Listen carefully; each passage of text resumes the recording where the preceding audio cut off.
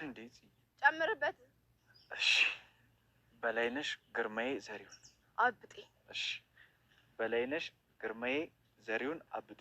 አዎ ከአሁን በኋላ ለሰላምታ ራሱ እንደሱ ብለህ ጥራ። እሺ አንቺ ወጣችና እኔ በማይመለከተኝ ነገር መሰቃየት አለብኝ? አንቺ አፍሽን ቆጥቢ፣ አትፈታተኝ። ስለ እናቴ አንድ ነገር መጥፎ ነገር አይደለም ማለት ነው።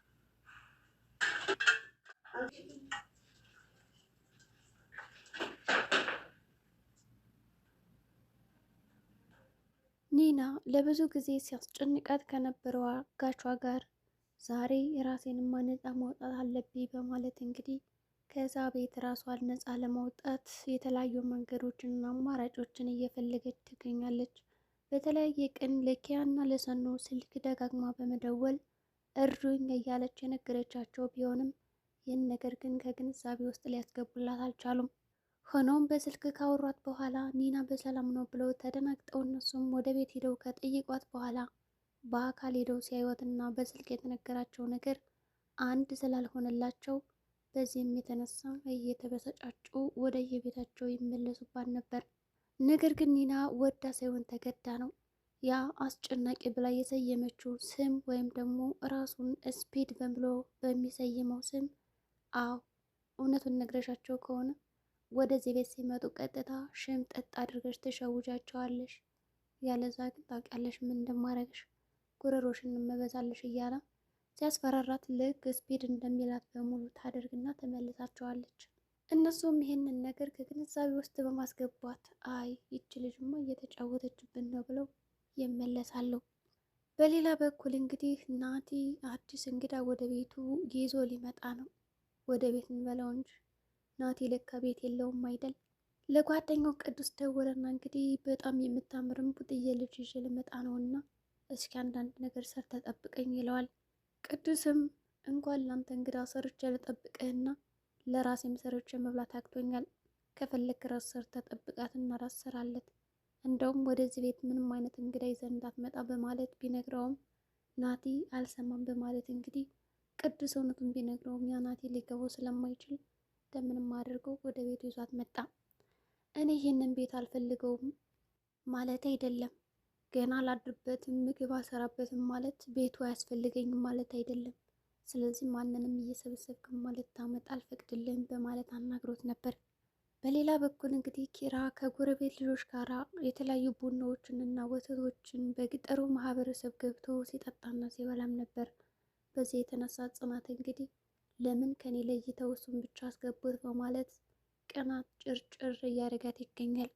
በላይነሽ የምትባል የጎረቤቷ ልጅ እንግዲህ ከኪራ አይን ላይ እንግዲህ የወደቀች ይመስላል። ምናልባት በላይነሽም እንግዲህ ኪራን ለሌላ ነገር እየተመኘች ይሆናል። ከከተማ ከገጠር እስከ መቼ ልሰደድ ላንተም በማለት ብዙ ነገሮችን እያሳየኝና እያሰቃየኝ ነው። ይህ ነገር ግን መቼ ነው የሚያበቃ በማለት እንግዲህ በቅናት እየተንጨረጨረችም ነበር። በሌላ በኩል እንግዲህ ኒና ሶፋ ላይ ጋደም ብላ ነበረ። ያስፔድ መጣና እንዴ ይቺ ጨለሊት እዚህ ጋር ነው እንደተኛችሁ በማለት ሁኔታዋን አይቶ ይገረማል። ኒናም እንግዲህ ተነሽ ብሎ ሲቀሰቅሳት በድንጋጤ እንግዲህ መጥረጊያ ከስሯ ነበርና ምን አንተ ነህ እንዴ አለችው። አዎ እዚህ ላይ ነው ያደርሽው? አዎ ምን ይጠበስ ታዲያ? ምን ነው አሁን ደግሞ አንተ አትጨርጭርብኝ፣ ወገቤ የታመመው ይበቃኛል እዚህ ተኮርት የሚያድረኝ በማለት ነገረችው። ስፒድም እንግዲህ ካልሆነ ታዲያ ወገብ ሽልሽልሽ ይላታል።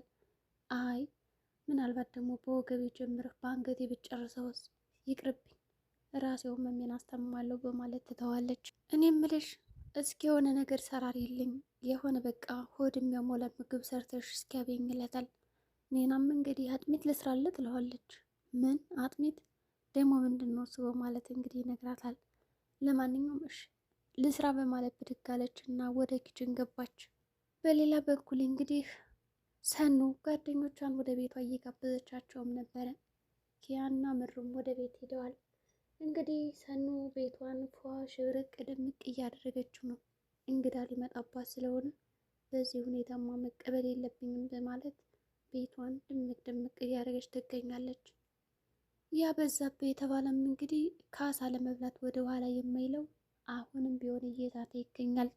በሌላ በኩል እንግዲህ ጽናትና ኪራ ከገጠሩ ቁጭ ብለው እያለ ጽናት እንግዲህ ኪራ ወጣ ብሎ እንዲንቀሳቀስ ፈልጋ ኪችን ውስጥ ቁጭ ባለችበት ጊዜ ምን ነው ዛሬ ኪራ አትወጣም እንዴ?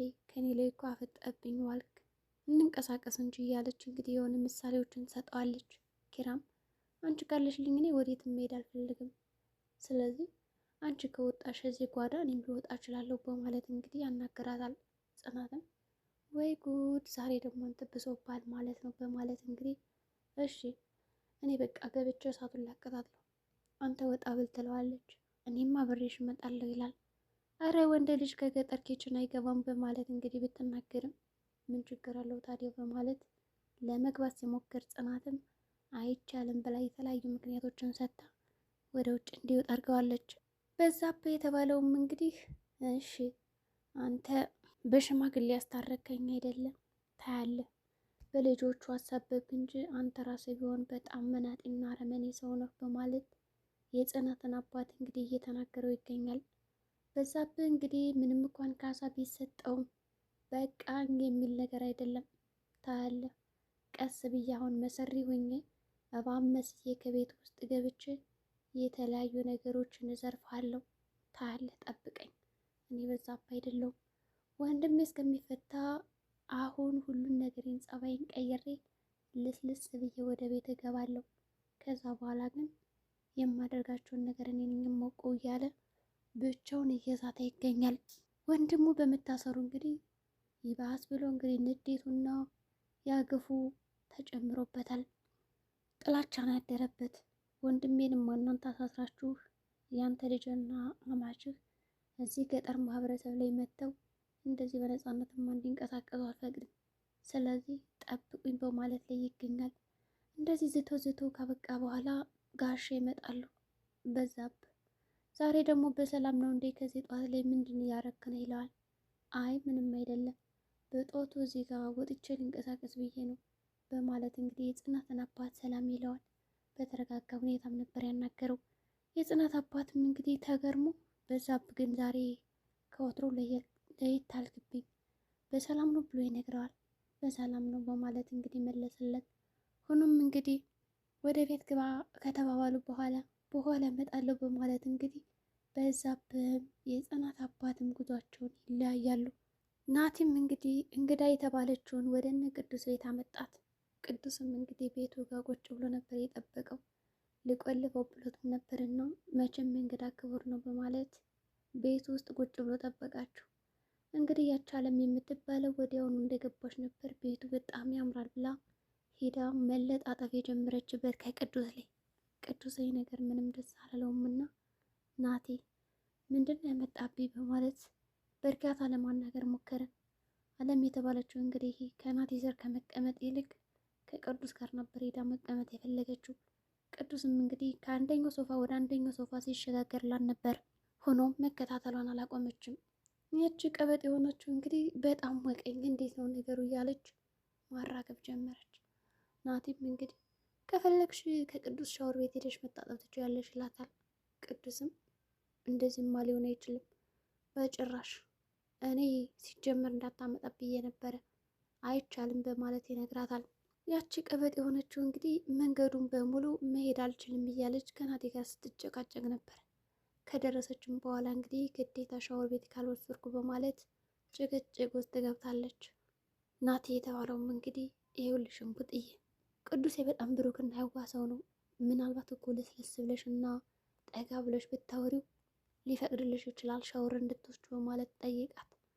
እንደዛ ነው እንዴ ነገሩ በማለት ጠጋለች። ልክ ናቲ እንዳላት በሙሉ ያደረገችውን የተቻለችውን ነገር ለማድረግ ሞከረች። ቅዱስም እንግዲህ ጉዳዩ ገባውና ጉዳዩ እኮ ገና በርቀት የሚታወቅ ነገር ነው፣ እንደዚህ ጠጋ ብለሽ እና ለስለስ ብለሽ ማናገር አይጠበቅብሽም፣ አይሆንም ብያለሁ አይሆንም ይላታል።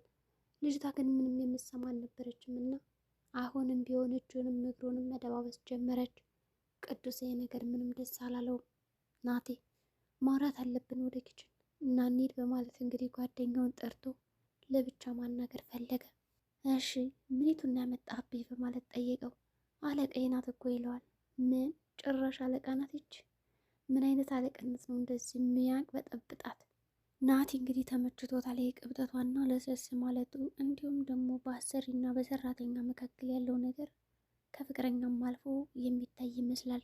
እንደዚህ አይነት አለቃ ካለኝስ ቢቀርብኝ የተሻለ ነው በማለት ቅዱስም ይነግረዋል። ሆኖም እንግዲህ አውርተው ሳይጨርሱ ወዲያውኑ ኪችን ተከታትላቸው ገባች።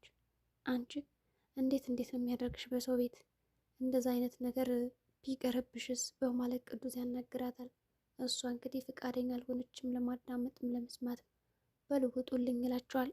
ጽናትም እንግዲህ ኪራ ከገጠሩ እንግዲህ ቤት ቡና ጠጥቶ ከወጣ በኋላ ከብቷን እያገደች ጠበቀችውና ለምንድን ነው እኔን ጥለኝ የገባው በማለት ተንጨረጨራለች። በላይነሽ እያልክ ደግሞ አታቆላምጣት ልጅቷን።